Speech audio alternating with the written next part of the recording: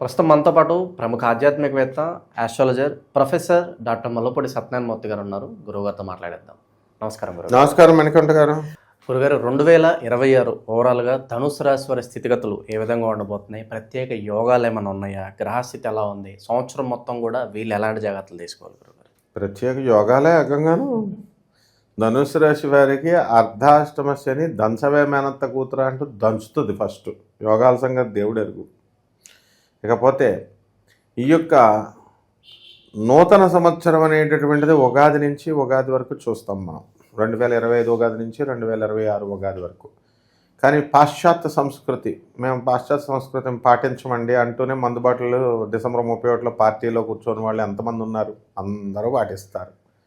కాబట్టి జనవరి 1 నుంచి డిసెంబర్ 31 వరకు పాటించేటటువంటి ఈ యొక్క జాతక ప్రమాణాలు అందరూ కూడా చెప్తున్నారు.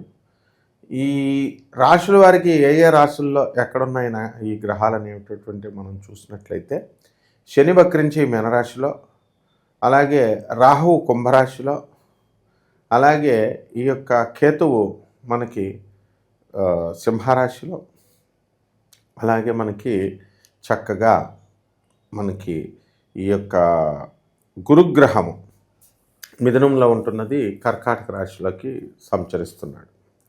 అలాగే ఈ గురుగ్రహము అతిచారాలు ఉంటాయి, వక్రించడాలు ఉంటాయి, కాబట్టి సింహరాశిలోకి వెళ్ళడం జరుగుతుంది. అలాగే రాహు కూడా అక్టోబర్ 30 దాటిన తర్వాత రాహువు ఈ యొక్క కుంభరాశి నుంచి మకర రాశిలోకి రావడం జరుగుతుంది. అలాగే ఈ యొక్క గురుగ్రహం కూడా మనకి మే 14 నుంచి మనము కర్కాటక రాశిలోకి పర్మనెంట్గా జంప్ అవడం జరుగుతుంది. వీటిల్ రీత్యా ఈ ధనుసు రాశి వారికి ఏంటంటే ఇంతవరకు రాహుగ్రహ ప్రభావంతో చక్కగా జీతబత్యాలు పెరగడము, ఆదాయాలు పెరగడము ఇవన్నీ కూడా బ్రహ్మాండంగా జరిగినాయి. తర్వాత వీరందరికీ కూడా ఈ యొక్క రాహుగ్రహం ప్రభావం వలన ఎలక్ట్రానిక్స్, సాఫ్ట్వేర్ కంపెనీలు, ఎలక్ట్రికల్ కంపెనీలు, వజ్రాల వ్యాపారాలు ఇవన్నీ బ్రహ్మాండంగా ముందుకెళ్ళాయి. పాల వ్యాపారాలు, కళ్ళు, మందు, పబ్స్, రెస్టారెంట్స్, ఇలాగా సురాపానము ఇవన్నీ వ్యాపారాలు కూడా బ్రహ్మాండంగా సాగినాయి. ఇప్పుడు 2026 అంటే బ్రహ్మాండంగా సాగుతాయి కూడా. ఇలాంటి వ్యాపారాలు పెట్టుకోవాలి వీళ్ళు.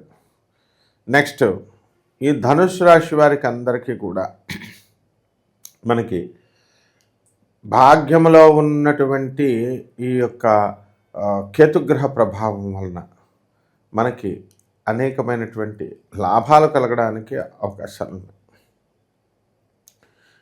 ముస్లిమ్స్ నుంచి లాభాలు, ముస్లిమ్స్ దోస్తానాలతో ఇలాంటివన్నీ కూడా జరుగుతాయి అన్నమాట. అంటే ఈ యొక్క విదేశాలకు సంబంధించినటువంటి వ్యవహారాలలో సక్సెస్. ఇక ఈ రాశివారు ఎక్కువగా ఈ ధనుసు రాశి వారు ప్రేమ వ్యవహారాల్లో నిమగ్నమవుతారు. అలాగే పెళ్ళైనటువంటి వాళ్ళు అక్రమ సంబంధాలు పెట్టుకోవడానికి కూడా అవకాశాలు ఉన్నాయి. మగాళ్ళు, ఆడవాళ్ళు తీసి పక్కన పడేసేయండి.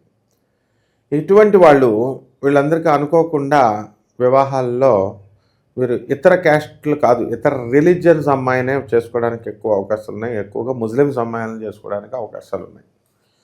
కాబట్టి ఈ యొక్క గొడవలు కూడా మరి జరుగుతాయి కదా. ముస్లింల అమ్మాయిలను ఎత్తుకొచ్చేస్తే వాళ్ళు కొడతారు కదా. కాబట్టి ఎట్టి పరిస్థితుల్లో కూడా వీళ్ళ జాతకంలో దెబ్బలాటలు కూడా ఉన్నాయన్నమాట. గొడవలు, వివాదాలు అన్నీ కూడా.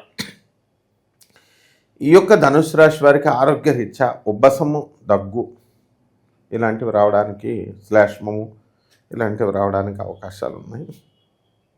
ఈ ధనుసు రాశి వారికి నూతన వస్త్రాలంకరణ, తర్వాత కొత్త బట్టలు కొనుక్కోవడము, కొత్త బంగారం కొనుక్కోవడము ఇలాంటి యోగాలన్నీ కూడా ఉన్నాయి.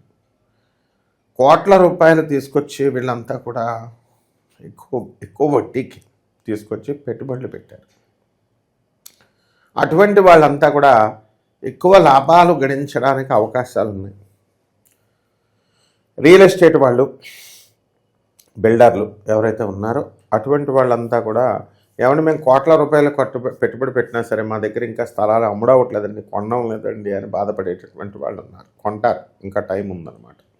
విదేశాలకు ట్రై చేస్తున్నారు చాలామంది. విదేశాలకు వెళ్ళి ఉద్యోగాలు చేయాలని అని విద్యార్థులే కాకుండా ప్రైవేట్ ఉద్యోగాలు చేస్తున్నటువంటి వాళ్ళు కూడా చాలామంది ప్రయత్నిస్తున్నారు. అటువంటి వాళ్ళకందరికీ కూడా వాళ్ళ కోరికలు తీరడానికి అవకాశాలు చాలా అధికంగా ఉన్నాయి.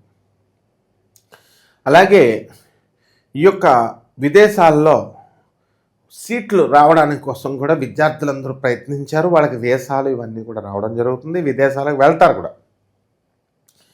ఈ ధనుసు రాశి వారికి ఒంటరితనము అనేటటువంటిది ఈ సంవత్సరం ఉంటుంది ఎక్కువగా.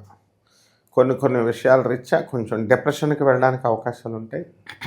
భార్యాభర్తల మధ్య కొట్లాటలు, అన్యోన్యత తక్కువ అవ్వడము, సఖ్యత లోపించడము, ఇవన్నీ కూడా వీళ్ళకి చాలా అధికంగా బాధలను పెడుతూ ఉంటాయి. అయితే సమాజంలో వీళ్ళకి గౌరవ సత్కారాలు బాగుంటాయి. కాబట్టి ఎక్కడికి వెళ్ళినా కూడా వీళ్ళకి సన్మానాలు, వీళ్ళు వచ్చారు రండి అని చెప్పేసి వీళ్ళకి ఆహ్వానాలు, ఇవన్నీ కూడా చేస్తారు. ఇవి జాతకంలో జీవితంలో ఒక భాగం కాబట్టి వీళ్ళు చాలా సంతోషంగా ఉండడం అనేటటువంటిది జరుగుతుంది. ఇక వీళ్ళ పిల్లల్ని స్థిరపరచాలి అనేటటువంటి ఆలోచనతో వీళ్ళు అనేక రకాలైనటువంటి ప్రయత్నాలు చేస్తూ ఉంటారు. రకరకాల డబ్బులు లక్షల్లో తీసుకొచ్చి ఫీజులు కట్టి వీళ్ళంతా కూడా చేస్తారు. అండ్ వాళ్ళ పిల్లలు కూడా బాగానే చదువుతారు. వాళ్ళ పిల్లల నుంచి బాగా వృద్ధిలోకి సంతోషంగా ఉంటారు. ఇక పరిహారాల దగ్గరికి వచ్చేసరికి పరిహారాలు తెలుసుకునే ముందు ఏంటంటే ఇవన్నీ గోచార రీత్యా మనం ఈ యొక్క స్కెలిటన్ ఐడియాగా మనం చెప్తున్నాం కొన్ని కోట్ల మందికి కలిపేసి. ఇక వ్యక్తిగత జాతకంలో వీళ్ళందరికీ కూడా ఏం జరగబోతుంది, ఏ క్షణాన్న ఎప్పుడు ప్రమోషన్ రాబోతుంది, ఎప్పుడు ఉద్యోగాలు రాబోతున్నాయి, ఇప్పుడు ఆదాయాలు బాగానే వస్తున్నాయి కానీ తర్వాత వస్తాయా రావా, ఏమైనా అనారోగ్యాలు ఏమన్నా ఉన్నాయా, సడన్గా హార్ట్ అటాక్లు ఏమన్నా వస్తాయా, పోతామా మనం ఏమన్నా, ఇలాంటి విషయాలన్నీ కూడా మనము వ్యక్తిగత జాతకాన్ని బట్టి మనం చూసుకోవాల్సినటువంటి అవసరం ఉంది. అవి క్లియర్గా వివరించాలి మనం వాళ్ళకి. వివరణ వల్ల వాళ్ళు ఎప్పటికప్పుడు ప్రికాషన్స్ పొంది తగ్గుతారు. ఇకపోతే పరిహారాల దగ్గరికి వచ్చేసరికి ఈ యొక్క శని వక్రించి ఉన్నాడు కాబట్టి శని జపం చేసుకోవాలి, శని స్తోత్రాలు చదవాలి, శనికి కిలోంపావు నల్ల నువ్వుల్ని నల్లని వస్త్రాన్ని ఇచ్చి పేద బ్రాహ్మణులకి శనివారం నాడు ఉదయం 8 గంటలకు దానం చేసుకోవాలా. దశమహావిద్యల్లో ఒకటైనటువంటి మహాకాళి అమ్మవారి యొక్క హోమాన్ని వీళ్ళ ఇళ్లలో జరిపించుకోవాలా. అలాగే మహాకాళి మంత్ర అనుష్ఠానం జపం చేసుకోవాలా. అలాగే రావి చెట్టు చుట్టూ ప్రదక్షిణాలు ఓం శనైశ్చరాయ నమః అంటూ చేసుకోవాలా. నువ్వుల నూనెతో అభిషేకాలు ఇలాంటివన్నీ చేయాలి. ముఖ్యంగా పేదవారికి, అనాథలకి, వికలాంగులకి, సాధువులకి వీళ్ళు దాన ధర్మాలు చేసినప్పుడు మాత్రమే మనకి శని అనేటటువంటి వాడు లొంగి ఉంటాడు. ఈ విధంగా చేసుకుంటే బ్రహ్మాండంగా ఉంటుందమ్మా ధనుసు రాశి. ఓవరాల్గా ధనుసు రాశి వారి పరిస్థితి 2026 ఏ విధంగా ఉండబోతుందో అద్భుతంగా వివరించారు. ధన్యవాదాలు సార్. ధన్యవాదాలు.